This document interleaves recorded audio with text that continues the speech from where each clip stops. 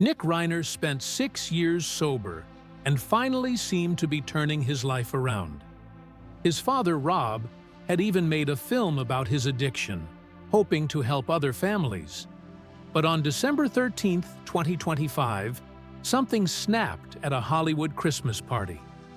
Guests noticed the stares, the tension, the rage building behind his eyes. By the next afternoon, Rob and his wife, Michele, were dead. The truth about what really happened inside that Brentwood mansion would haunt everyone who knew them. Rob Reiner entered the world on March 6, 1947, in the Bronx, right in the middle of that hopeful post-war American moment when families were rebuilding and dreaming bigger lives. His parents, Carl and Estelle Reiner, were not just any parents. Carl was a rising comic who would go on to create The Dick Van Dyke Show, and Estelle was a jazz singer and actress. They lived on the Grand Concourse, a place known for its strong Jewish middle class and lively city energy. Even small details in that family had a twist. Rob had no middle name at all. His mother did not have one. His father did not have one. So they simply did not give him one. It was a quiet family tradition that later felt strange in Hollywood, where middle names often turn into stage names. But for him, it just fit the straightforward way he had been raised. As his father's career grew, real life and television slowly started to blend. When Rob was still young, the family moved out of the Bronx to 48 Bonnie Meadow Road in New Rochelle. That address would become famous because it matched the fictional home of the Petrie family on The Dick Van Dyke Show. So while his father was shaping a beloved television family on screen, the real Reiners were living in a house that looked almost like the one in the show. The move around 1959 put Rob inside a world where writers, actors, and producers drifted in and out of the living room. Dinner talk often circled around sketches, jokes, and scripts, and Rob watched close up how television could shape the mood of the whole country in the 50s and 60s. That kind of home did not just raise a child, it trained a future storyteller. By the time he was a teenager, he was not just watching show business from the side. At 14, he stepped onto television himself in the crime drama Manhunt, a syndicated show that dealt with FBI cases and darker stories than the usual family fare. Most kids his age were nowhere near that kind of material, but Rob played a part in a high-stakes criminal investigation, which was intense territory for someone still in high school. Being dropped into that world early taught him that television could be serious and gritty, not just funny and safe, and it gave him a first taste of how a single role could shape people's perception of you. Soon, his life shifted coasts. Rob ended up at Beverly Hills High School and graduated in 1964. This was not a regular school cafeteria crowd. His classmates included Richard Dreyfuss and Albert Brooks, future stars in their own right. Rob and Albert met in drama class, two sons of comedians who bonded over timing, jokes, and the strange weight of growing up in famous families. The whole school buzzed with kids who wanted to act, write, sing, and direct, and the walls were lined with names that would later belong on marquee lights. Those friendships, especially with Brooks, lasted more than 60 years and gave Rob a circle of people who understood the same world he lived in. It was like standing in the middle of a young comedy laboratory without even realizing it yet.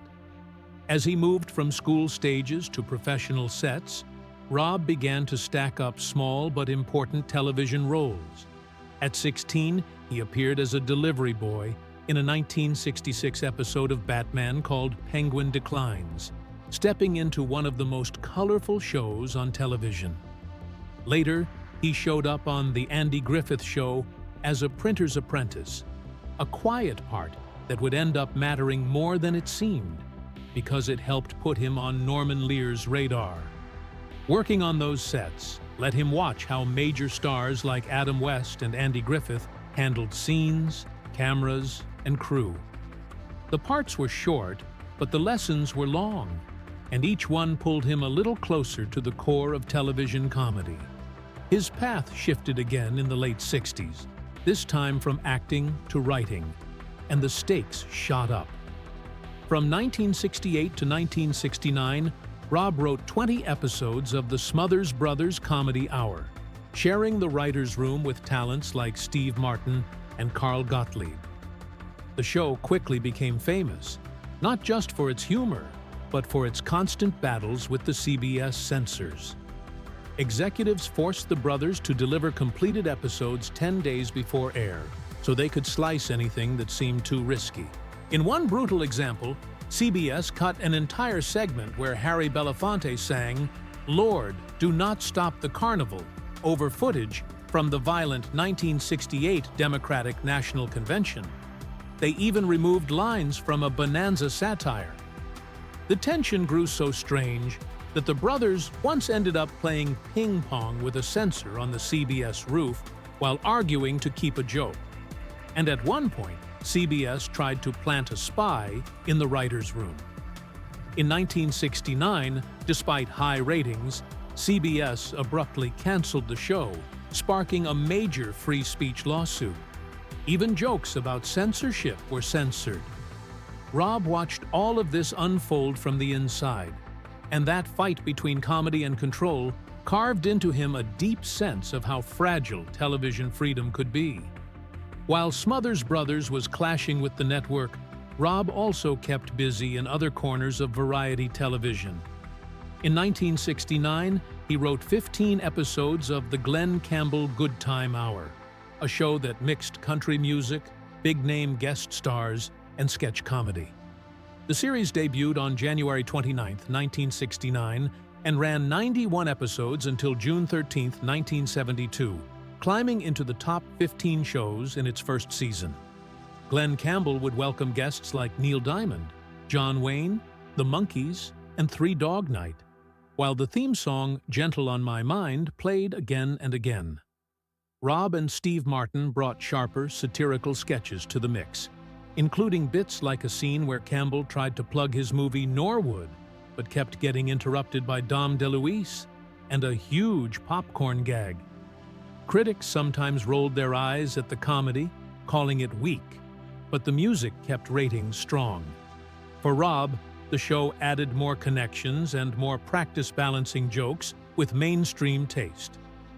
That same year, he stepped away from television stages and into a smaller, more experimental space at the Oxford Theatre in Los Angeles. In 1969, he directed and performed in plays like Exposure of Raymond Splottress and Howie Rubin's Story by Philip Mishkin. The Oxford was known for its loose, improvisational style and strange, edgy material. Audiences came ready for experiments, not comfort. Rob used those shows to sharpen his improv skills and test what happened when you pushed a joke or a dramatic moment past what felt safe. Howie Rubin's Story, with its sharp satire and real-time audience interaction, demanded that he think on his feet in front of live crowds. Reviews often mentioned how daring the pieces were, and those nights built instincts he would later carry into his directing, especially in projects that depended on spontaneous performances. By the early 70s, he was no longer just a performer and writer behind other people's visions. In 1972, he created the ABC sitcom The Super, starring Richard S. Castellano as an Italian building superintendent in New York City. The show ran only one summer season, and Rob wrote 3 episodes, but it stood out for its unpolished portrayal of working-class life and its sharp, realistic dialogue.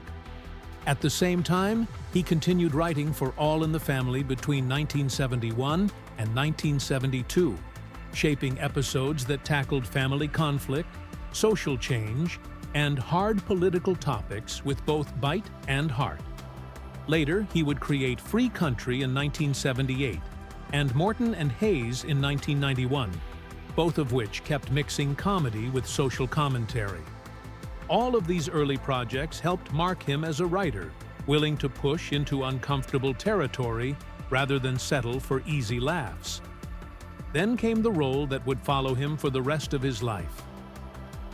In All in the Family, which ran from 1971 to 1979, Rob played Michael Meathead Stivic, the liberal son-in-law who constantly clashed with Carol O'Connor's Archie Bunker. Over 182 episodes, the show climbed to the #1 spot in the United States and held that position for 5 straight seasons from 1971 to 1976, with more than 30 million viewers tuning in at its peak each week. Rob's performance earned him 2 Emmy Awards in 1974 and 1976, and 5 Golden Globe nominations. The nickname Meathead, which Archie hurled at Michael again and again, stuck so deeply that Rob later joked he could win a Nobel Prize, and headlines would still say, "Meathead wins Nobel." The character embodied the generational and political divides of the time, and playing him turned Rob into a symbol of a certain kind of outspoken, idealistic American youth. Even before he fully settled into Meathead, Rob tested himself in a variety of guest roles that showed how broad his range could be. On The Partridge Family, in an episode called A Man Called Snake that aired on October 1, 1971, he played Harry Snake Murphy, a biker who rides his motorcycle into a high school hallway to pick up Laurie Partridge. The part let him combine toughness with tenderness, and Shirley Jones later called him one of her favorite guest stars. He later appeared on The Odd Couple in 1974 as Sheldon Stimler, and on The Rockford Files in 1976 in an episode titled No Cut Contract. His long hair and relaxed look often led to him being cast as hippie types, but each appearance added another layer to his television identity while he was building toward something bigger. His personal life wrapped tightly around his professional one. In 1971, Rob married actress Penny Marshall, who had actually turned down the role of Meathead before he got it. Their wedding was simple and relaxed, celebrated with Chinese takeout. Rob adopted Tracy, Penny's daughter from a previous marriage, and by most accounts, he was a devoted and steady father. Their marriage lasted 10 years and came to an end in 1981, strained by the uneven paths of their careers. After All in the Family ended, Rob struggled to find consistent acting work, while Penny's success exploded with Laverne and Shirley. Even so, their divorce remained relatively peaceful, and Rob's bond with Tracy continued. For both of them, that decade together became a major and complicated chapter, full of love, ambition, and the pressure of fame. When Rob finally stepped behind the camera to direct, he did it with a film that would change how people thought about comedy itself. This Is Spinal Tap, released in 1984, was his first feature as a director. It followed a fictional British heavy metal band as they stumbled through an American tour, hitting every rock cliché from egos that filled arenas to drummers who seemed cursed. Rob also appeared on screen as Marty DeBergi, the slightly awkward documentary filmmaker echoing the style of Martin Scorsese in The Last Waltz. Almost every moment in the movie was improvised. Only one line, Patrick McNee's tap into America, was fully scripted because McNee was not a natural improviser. The band's fictional history was packed with details that sounded like real rock lore, including the idea that Nigel Tufnell and David St. Hubbins started in the London skiffle scene, then merged bands in 1967. The now famous guitar amp scene, where the dial goes up to 11 instead of 10, slipped into everyday language and became a shorthand for anything pushed too far. The film started as a modest release, but grew into a cult classic and was eventually added to the National Film Registry in 2002, confirming its place as a groundbreaking mock documentary. He followed that with The Sure Thing in 1985, a road comedy that quietly launched John Cusack's movie career. The story tracked college students Walter, played by Cusack, and Allison, played by Daphne Zuniga, on a cross-country trip during Christmas break. At first, they clashed over everything, but with each mile, their guarded edges softened into a slow, believable romance. Studios wanted more typical teen movie elements, including nudity, but Rob refused, convinced that cheap sexual jokes would undercut the honesty of the love story. When Cusack mentioned he could shotgun a beer in real life, Rob had him do it on camera and kept the unscripted moment, which became one of the film's most memorable scenes. Cusack was only 17 and beat out several other rising actors, including Anthony Edwards, who later became famous in Top Gun. The movie brought in more than $12 million in the United States and proved that a story about young love could be both funny and genuinely heartfelt. In 1986, Rob directed what many consider his true masterpiece. Stand By Me adapted Stephen King's novella The Body into a film set in 1959 about 4 boys who hike along railroad tracks to find the body of a missing kid. Rob cast Will Wheaton, River Phoenix, Corey Feldman, and Jerry O'Connell, wanting real kids who could tap into raw, confusing emotions rather than polished child stars. He urged them to pull from their own lives and fears. The intense scenes, especially for River Phoenix, left marks. River later said the role nearly broke him emotionally. The famous train bridge sequence, which looks frighteningly real, was shot without an actual train on the tracks, but Rob pushed the boys to respond as if danger was inches away. The screenplay went on to receive an Oscar nomination, and Stephen King was so pleased with the adaptation after a private screening that he reportedly became emotional, saying it had captured the essence of his own childhood memories. Decades later, fans still revisit the filming locations and quote the movie, proof that its story of friendship, loss, and growing up never really aged. As the 80s closed, Rob reshaped the romantic comedy with When Harry Met Sally in 1989. On the surface, it looked like a simple story about 2 friends, played by Billy Crystal and Meg Ryan, who spend years arguing over whether men and women can stay just friends. Underneath, it was a careful study of timing, chemistry, and the tiny changes that happen as people move through their 20s and 30s. The famous delicatessen scene, where Ryan's character fakes an orgasm at the table, took 61 takes to get right. Each actor had to hit their marks, say their lines, and finish at the exact same moment. And one mistimed move meant doing the whole thing again. The punchline, "I will have what she is having," came from Rob's own mother, Estelle Reiner, who delivered the line on camera after Billy Crystal suggested it during planning. During production, Rob met Michele Singer, who would become his wife. Their growing relationship softened his view of the story and led him to change the film's original darker ending into something more hopeful. The movie went on to earn 2 BAFTA nominations and 1 win, and was added to the National Film Registry in 2001. It brought in around $92 million worldwide, an impressive total for a movie driven mostly by conversations. In the early 90s, Rob turned toward darker material. Misery, released in 1990 and adapted from another Stephen King story, introduced audiences to Annie Wilkes, played by Kathy Bates, a seemingly kind nurse who becomes terrifyingly possessive of her favorite author.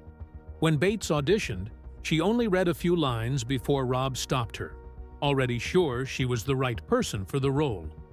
The film had a budget of about $14 million and ended up grossing $61 million worldwide. Horror rarely earned Oscar attention, so Rob quietly believed Bates would not win, and even told her she could campaign, but should not expect the trophy. In 1991, she proved him wrong by winning the Academy Award for Best Actress, becoming the only woman to win an Oscar for a horror performance. Rob himself appeared briefly in the film as an uncredited helicopter pilot in the tense final rescue, a detail most viewers miss on first watch. Then came A Few Good Men in 1992, which became his biggest box office hit and showed how firmly he now stood among top directors. Based on Aaron Sorkin's play, the film followed a military courtroom case and collided head-on with questions about duty, truth, and abuse of power. It cost around $33 million to make and earned about $236 million worldwide. Tom Cruise received $4 million for his role, which was a huge salary at that moment. The movie picked up 4 Oscar nominations, including one for Best Picture, though it eventually lost that race to The Crying Game. The climactic courtroom scene, with Jack Nicholson roaring, "You cannot handle the truth," was filmed in just a small number of takes, but the emotional pressure was enormous. Nicholson poured so much intensity into each delivery that Rob had to calm him between takes. The entire production was so demanding that Cruise reportedly lost 20 pounds from stress. When the film succeeded, it cemented Rob's reputation as someone who could handle both comedy and serious drama at the highest level.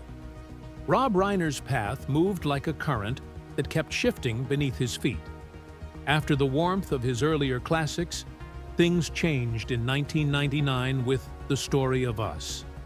Bruce Willis and Michele played a couple falling apart, and the story felt so close to Reiner's own marriage that people whispered he was exposing himself without meaning to.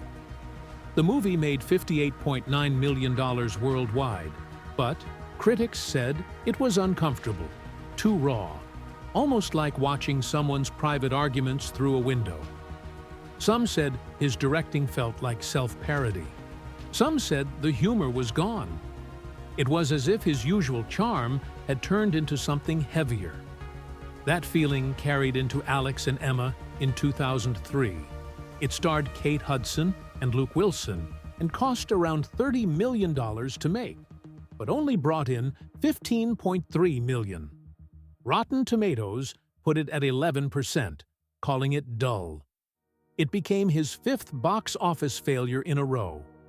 People wondered if his personal struggles were leaking into his work so much that the films felt like therapy sessions instead of entertainment. The sense of strain around him only grew, both in his career and at home. Then the tide shifted again. Rumor has it came out in 2005 with Jennifer Aniston and Mark Ruffalo and made $93 million worldwide. It did not win everyone over, but it put him back on the map. And in 2007, the bucket list arrived with Jack Nicholson and Morgan Freeman. 2 aging men, 2 terminal diagnoses, a list of dreams before death. It earned $175 million on a $45 million budget, and suddenly, the world was talking about him again. The phrase bucket list became part of everyday language because of that movie. It reminded people that Reiner could still mix warmth, loss, and humor in a way that reached millions. Even so, the comeback did not last forever. His next films, Flipped in 2010, The Magic of Belle Isle in 2012, and So It Goes in 2014, felt smaller and more personal. Flipped cost $14 million and earned only $6.1 million. Magic of Belle Isle struggled even more, with just $123,121 reported worldwide. And So It Goes made $25 million and did a little better. But audiences could feel that the energy had changed. These movies felt like someone trying to find home again through stories, even if fewer people were paying attention. Being Charlie in 2015 took that shift deeper. It was written by his son Nick about his own addiction. Rehab at 15. 17 stays in treatment. Relapse after relapse. Homelessness between attempts to get clean. The film premiered in Toronto and drew a standing ovation. People called it raw and honest. For Reiner, it was more than a movie. It was a father trying to understand his child. It was a director staring at pain he could not fix. The later years of his film career carried that same weight. LBJ in 2016 focused on Lyndon Johnson with Woody Harrelson in the lead. Shock and Awe in 2017 tried to make sense of the Iraq War and media responsibility. In 2023, he turned to a documentary about Albert Brooks.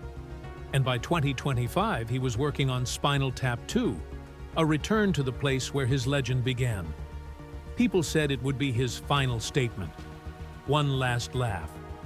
One more circle closing. Outside of film, his life stretched even further. In 1998, he led the campaign for California Proposition 10, raising a tax of 50 cents per cigarette pack and channeling roughly $700 million a year into early childhood programs. Over 25 years, more than $12 billion flowed into those services. It gave him a reputation for fighting for children, even when critics pointed to a $77 million media contract scandal in 2002 and accused the Commission of waste. Still, he stayed until 2006, convinced the work mattered more than the criticism.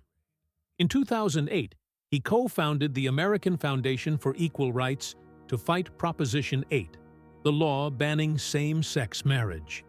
He helped bring together Ted Olson and David Boies, two lawyers from opposite ends of the political world.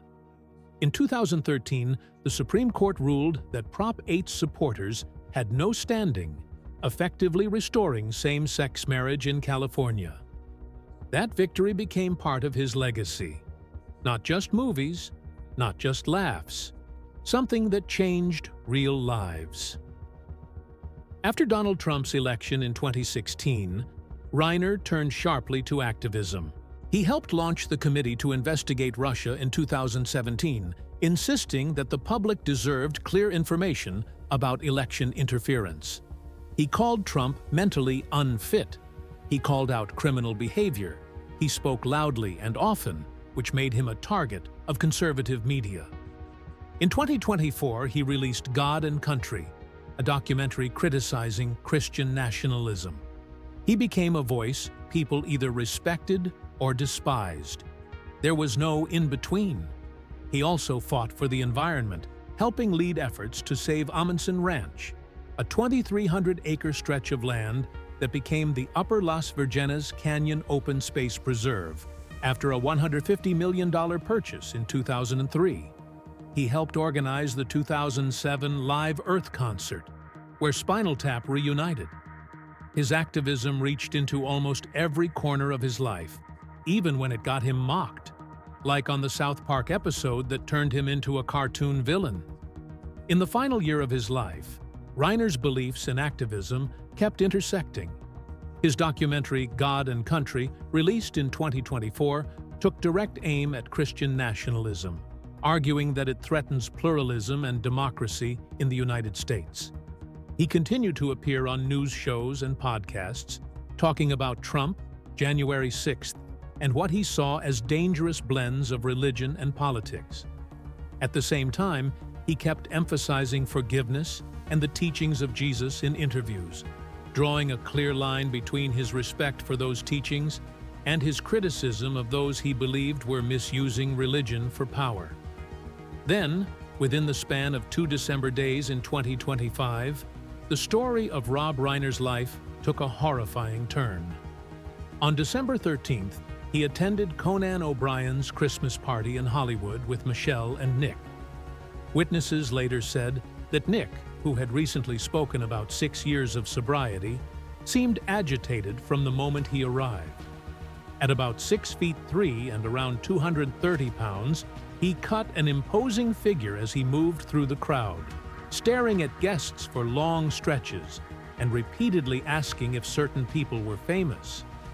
At one point, he interrupted a private conversation involving actor Bill Hader. When Hader tried politely to steer him away, Nick responded with a hard, lingering glare that made people uneasy. The tension built until Rob stepped in and began arguing with his son. The argument grew loud enough that it pulled the attention of most of the room. Parents later said they felt nervous about their children being there. Rob and Michele eventually apologized to Conan, left the party in visible distress, and went home. That strange, chaotic evening became the last time many people saw them alive. On December 14th, their daughter Romy went to the family's Brentwood home for a scheduled massage appointment and instead walked into a nightmare. Around 3:38 in the afternoon, the Los Angeles Fire Department received a call about a medical emergency. When paramedics and police arrived, they found Rob, age 78, and Michele, age 70, in their master bedroom with multiple stab wounds. The county medical examiner later ruled that both had died from multiple sharp force injuries and listed the manner of death as homicide. Investigators believe the killings likely took place in the early hours of Sunday, not long after the Christmas party. The news rattled the entertainment industry and spread quickly through Los Angeles. Fans, friends, and colleagues struggled to accept that the man who made The Princess Bride and A Few Good Men had been killed in such a brutal way inside his own home. That same day, police arrested Nick Reiner near the University of Southern California, about 15 miles from the family house. He was 32 years old and had been living on his parents' property. Authorities booked him on 2 counts of first-degree murder, with special circumstances tied to the use of a deadly weapon. His bail was set at $4 million. Prosecutors said that if he were convicted, he could face life in prison without parole, or even the death penalty under California law. Reports revealed that he had recently been prescribed medication associated with treatment for schizophrenia, that police had visited the home multiple times in previous years because of incidents involving him, and that his mental state at the time of the killings was still under investigation. His attorney, Alan Jackson, took on the case as the world watched for answers that have not yet fully arrived. In the days that followed, Rob and Michele's children, Jake and Romy, released a joint statement calling their parents their best friends and describing a level of grief they could barely put into words. Friends such as Billy Crystal and Larry David came to the house, stunned and grieving. Tributes appeared from across the cultural and political spectrum. Former President Bill Clinton and President Joe Biden issued condolences. Actors, writers, and fans posted stories about how Reiner's films had shaped their lives, their relationships, and their sense of humor. People spoke of Michele's photography and quiet work behind the scenes. The sheer shock of their deaths, combined with the allegation that their own son had killed them, made the loss feel almost unreal. Rob's body was cremated at Mount Sinai Memorial Park in Los Angeles, and his ashes were given to Jake. The family asked for privacy as they tried to process what had happened. At the same time, the industry had to reckon with the work he would never finish.